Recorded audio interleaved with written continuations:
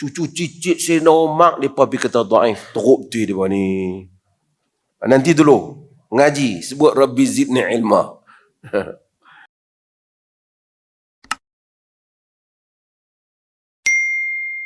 Okey. Tapi riwayat ni, siapa yang dengar daripada Nafi'?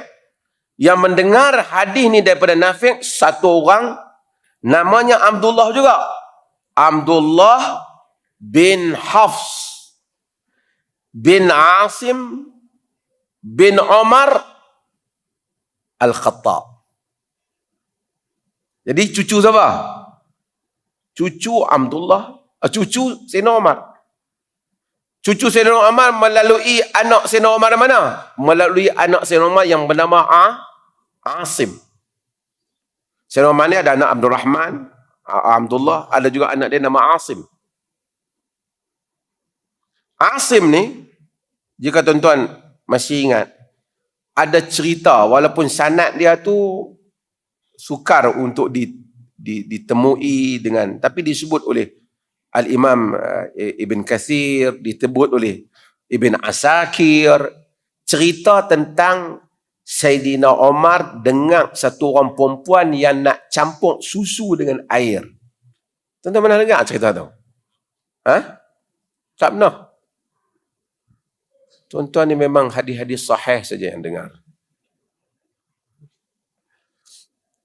Cerita ni dari segi sanad tidaklah kuat. Bahkan ada perbincangan yang sukar, terputus ataupun disebut oleh beberapa kitab-kitab tapi tak ditemui sanad yang jelas. Tapi sangat masyhur kerana disebut oleh kitab-kitab besar. Kononnya Sayyidina Umar berjalan, dan memang kerja Sayyidina Umar ni sebagai khalifah, dia malam-malam dia berjalan melihat rakyatnya, dan suatu hari dia mendengar satu dialog antara seorang perempuan dengan anak perempuannya.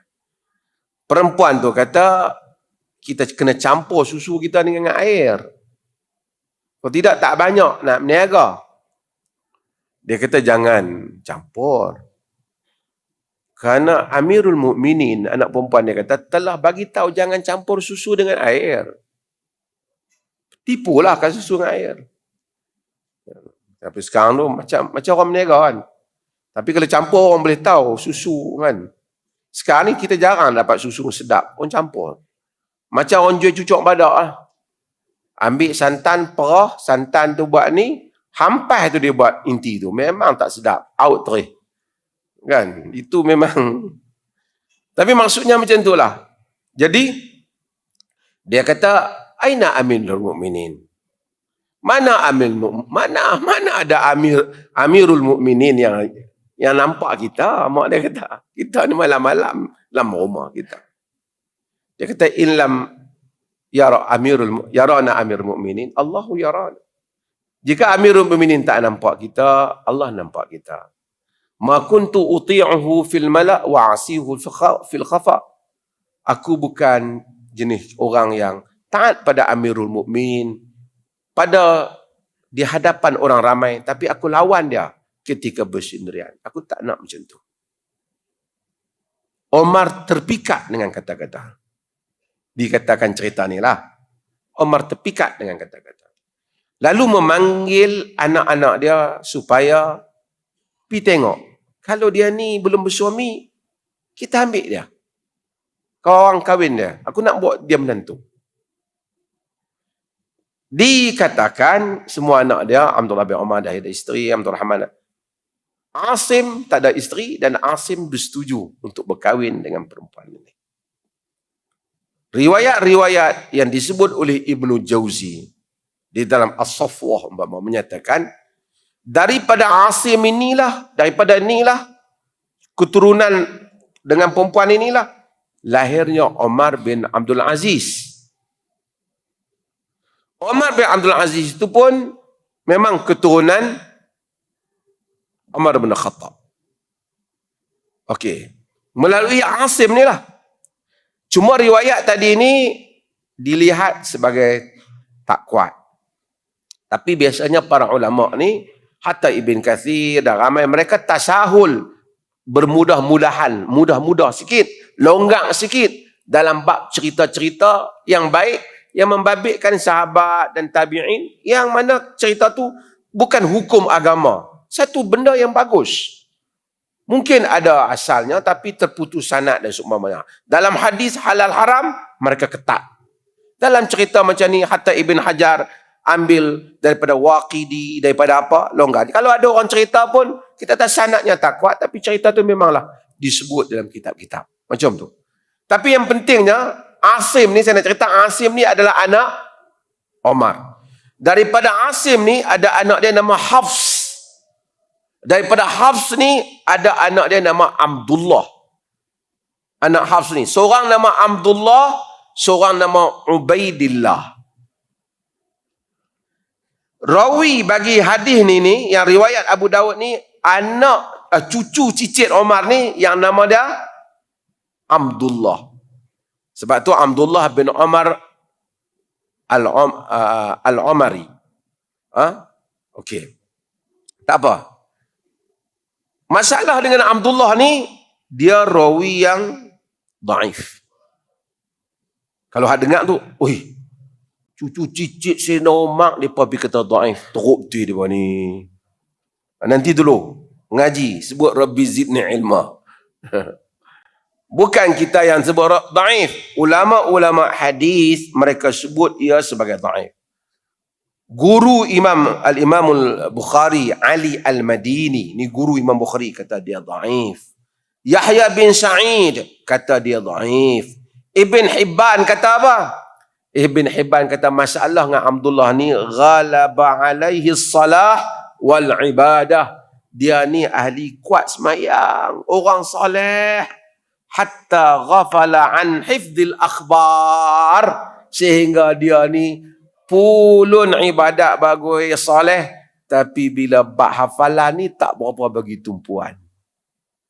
Bila dia tak bagi tumpuan, menyebabkan dia riwayat, dia selalu tersasul dalam riwayat dia. Dia tersasul. Bila dia tersasul, bila banyak sangat salah, ulama-ulama hadis tinggal. Dia bila banyak salah, dia panggil meriwayatkan manakir, meriwayatkan mungkar. Mungkar tu bukan man ra'a minkum mungkaran tu. Bukan mungkar hadis, amalan mungkar. Mungkar dalam hadis maksudnya bercanggah dengan riwayat yang sahih. Itu mungkar. Ni pelajar Kuib sadar dah? Mana Kuib? Dah? Berapa orang belajar Kuib? Mungkar dengan maksud itu. Kalau sahibul manakir, bukan dia pergi buat maksiat, minum arak ke apa. Maksud dia meriwayatkan riwayat yang bertentangan dengan riwayat yang sahih. Dan yang pelik. Contohnya dalam kes ini. Tuan-tuan faham ni saya cerita ni? Dalam kes ini, ni mengaji hadis dia ada sikit, payah sikit. Dalam kes ni, orang lain pun riwayat juga hadis ni. Tapi tak ada perkataan kabar, kemudian Nabi takbir tu. Dia kata memang Nabi bila lalu ayat sujud, memang sujud. Tapi kabar, Nabi takbir tak ada. Tapi tang dia main riwayat, ada. Dia tak bohong, tapi bimbang dia keliru. Dia keliru. Dalam ilmu hadis, kalau rawi itu bukan kaki silap, rawi itu thiqah, rawi itu kuat, dia ada penambahan dalam riwayat dia. Dia tambah sikit, hak orang lain tak ada. Yang tu dia namakan dengan ziyadatus thiqah. Faham belajar kepada aku ni? Ziyadatus thiqah. Maksud thiqah menambah. Ada apa? Ada edisi tambahan sikit kat dia. Ziyadatus thiqah secara umumnya, bukan detail, secara umumnya boleh diterima. Mungkin kawan dia terlepas, dia ingat perkataan tu sebab dia rekod tak silap. Misalnya tuan-tuan mai dengar kuliah saya, kawan 2-3 orang bawa satu cerita, seorang lagi bawa satu cerita juga, sama, cuma yang seorang tu dia ada tambah sikit. Tapi kalau yang kaki yang tambah sikit ni, dia ni memang terkenal, ingat bagus, tak pernah silap, riwayat kuat. Kita pakai, mungkin hampa terlepas pandang, memang dia sebut tu, masa hampa tak dengar, dia dengar. Tapi kalau kawan tu memang sebelum ni asyik duk silap saja, kemudian dia pergi tambah cerita. Tapi dia bukan kaki kelentong, tapi kaki pelupa. Tuan-tuan faham ni? Bila dia pelupa macam tu, riwayat dia dilihat sebagai, kemudian berbeza dengan riwayat orang lain, maka riwayat ini tak dapat dianggap dhaif. Bukan kerana diri dia pembohong, bukan kerana dia pembohong, tapi kerana teknikal itu. Tuan-tuan faham saya cerita ni? Lagi saya seorang faham, tuan-tuan. Bagi yang dengar, kok ada ahlul hadis lagi dia komplain. No. Abang dia, atau adik dia, Ubaidillah bin Umar, saya sebut tadi dia ada apa? 2 orang kan? Riwayat juga hadis ni.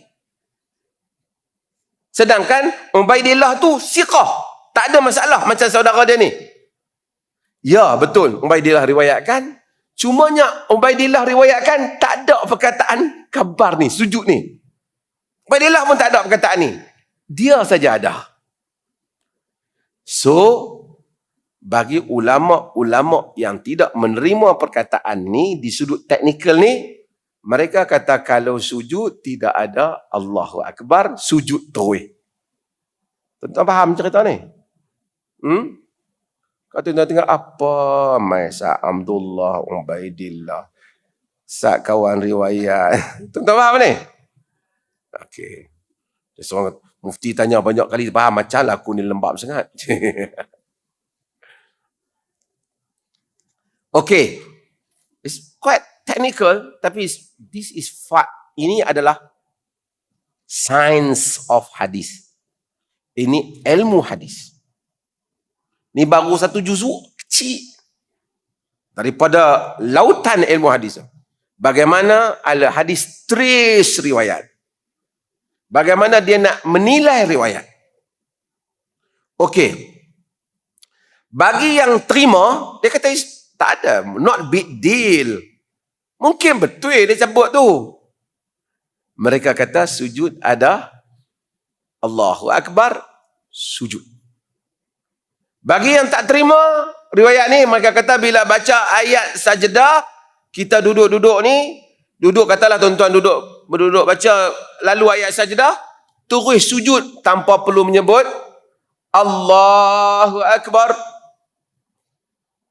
Bagi yang terima yang ni, dia kata apa? Sujud dengan sebut Allahu Akbar, sujud. Letaklah banyak beda, tapi cuma tuan-tuan tengok, hanya satu perkataan berlaku perbezaan di kalangan sarjana ilmu. Ahli hadis berbeza membawa pada perbezaan ahli fiqh. Sebab tu kata bila nak mengaji fiqh, kenalah juga mengaji hadis. Depa ni mengaji hadis, fiqh tak mengaji. Dah, orang mengaji. Ada orang mengaji hadis tak mengaji fiqh, itunya dia mengaji baca hadis je dia hafal. Tapi kalau orang mengaji hadis, dia mengaji fiqh, dia akan melihat bagaimana keseni ilmu itu begitu luas di dalam masalah ni. Okey.